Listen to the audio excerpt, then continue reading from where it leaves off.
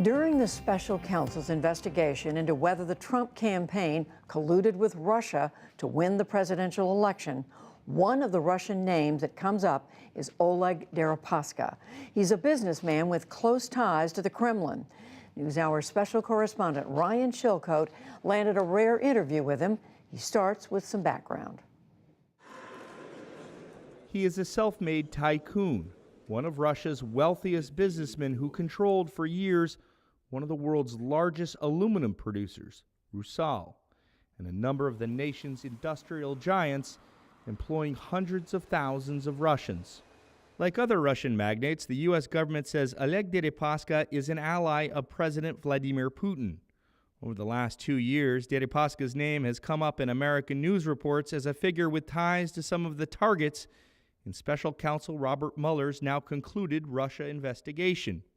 Deripaska's interactions with the eventual chairman of President Trump's 2016 campaign, Paul Manafort, go back years.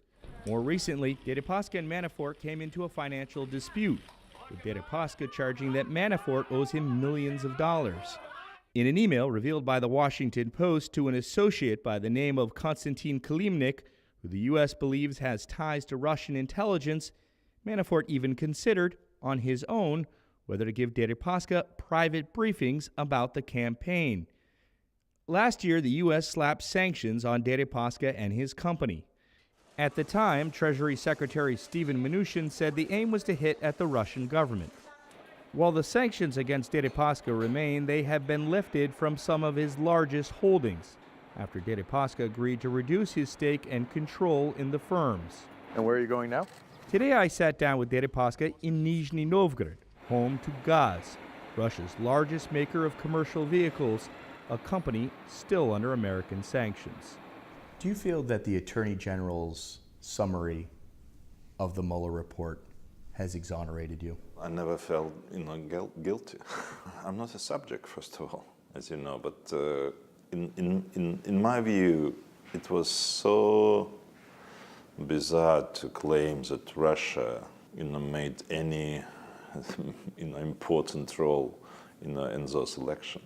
We know from the court documents the special counsel has laid out pretty extensive evidence that Russia did interfere in the election, not just in the digital landscape, but in real ways by organizing protests. The evidence that they've already laid out in various court filings is pretty convincing, no? I don't believe in this, to be honest. I live in Russia.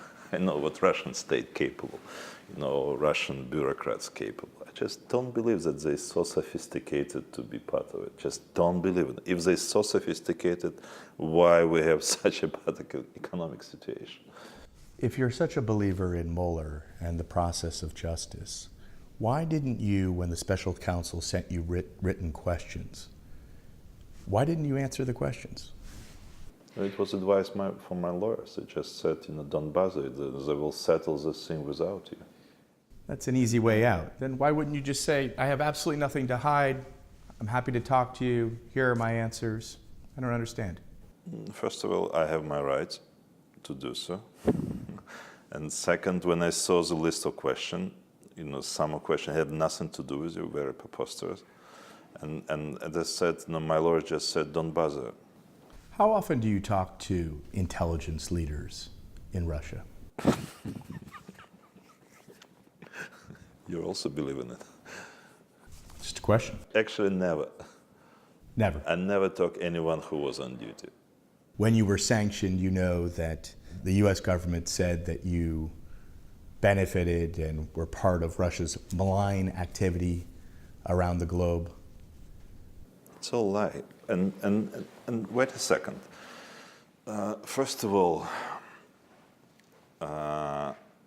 Treasury or OFAC produced this list of 100. And you have quite a lot of experience in Russia. To really believe this, all 100 people, as you said, how you said, closed, part of this malign activity, they just put straight, all Russian private business. You really believe, they're all guilty in something? President Trump has repeatedly said he believes President Putin when President Putin says Russia didn't interfere in the election. Do Russians appreciate those kind of comments from the U.S. president? I think they don't care, to be honest. And at this moment, Russia more cares about the economic situation in Russia. And how have the sanctions affected the Russian economy? No, it's a stalemate. Russian economy not growing. There is, of course, surplus in the Russian budget because of oil,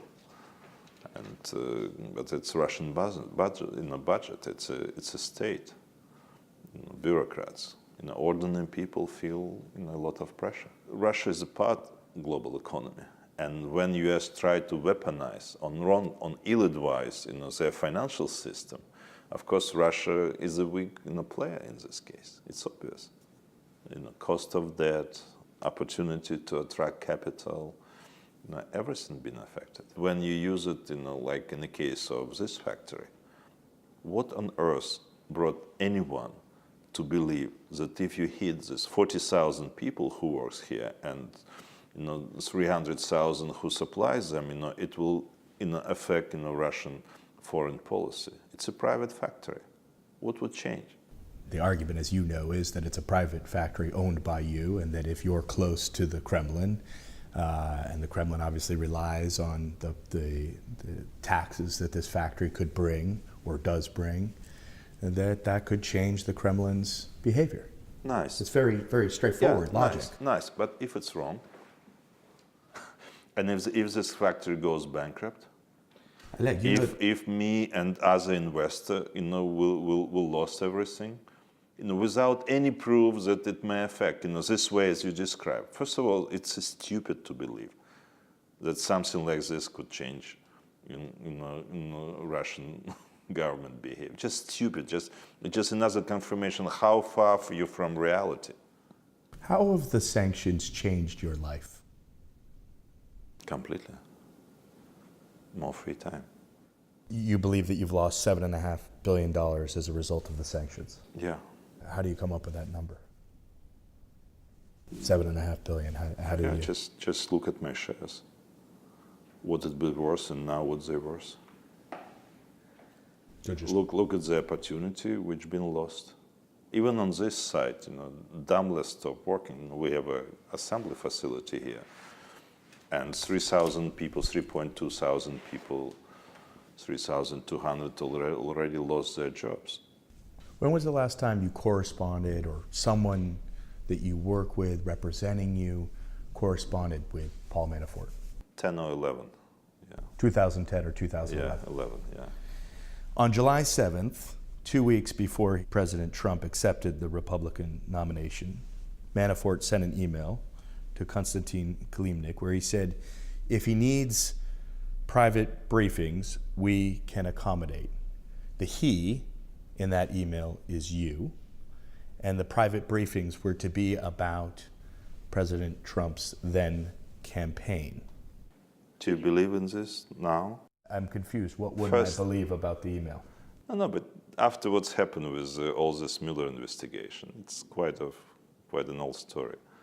I never met Kilimnik.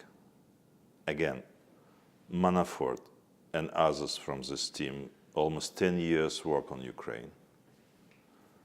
I'm, tried to sue him, and my lawyers were looking for him almost 2 years. Couldn't find them, for this two project which he failed to perform, and actually my lawyers suspect it's more than just failure to perform. And do you believe that after all of this, he will offer me, some kind of, gesture or something? Did you ever get any briefings from anyone associated with Paul Manafort about the U.S. campaign? Why? Did you ever get the offer of any briefing? No. Okay. What would be my benefit to see anything which I could go through Bloomberg Terminal or Google? Did you ever get any polling data? No. Paul Manafort's sitting in jail now. How do you feel about that? Do you feel this is poetic justice for you? It's not my game. I feel maybe sorry. He's an old guy. Oleg Vladimirovich, thank you very much for your time. I appreciate it. Thank you.